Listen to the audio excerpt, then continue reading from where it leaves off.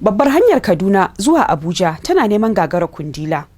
Abin da ɗaure kai a ce hanyar da ke ƙasa da kilomita 200 wadda ke haɗa galibin jihohin arewa maso yammacin Najeriya zuwa fadar gwamnatin ƙasar a ce ta zama shiga da alwalarka. Da ƙurar ta lafa na 'yan kwanaki sai ka ji abin tashin hankali wai baƙon da aka raka ya dawo.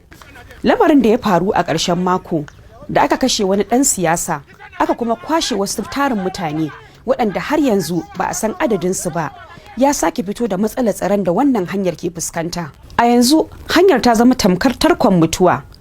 Amma a shekarun baya a lokacin da ake gyaran filin jirgin sama na Abuja a wannan hanyar ko kiyashi ba a taɓa kashewa ba. Wataƙil saboda masu ido da kwalli suna bin hanyar.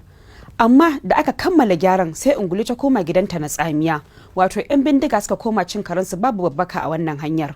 Wai ina sojoji mata da aka girke a wannan hanyar, ina motocin sintiri, garuruwa 3 ne kacal suka gagaru wannan hanyar. Katari, Rijana, sai kuma Jere. An sace sarki, an sace soja, an sace ɗan sanda, an sace ɗan siyasa, an sace amarya, sannan shi ma talaka san bai tsira ba a wannan hanyar. Shin ina mafita ga matafiya waɗanda ke bin wannan hanyar a koda yaushe, tunda jirgin ƙasa ba zai kwashe kowa da kowa ba, ko dai 'yan ƙato da gora ake bukata a wannan hanyar.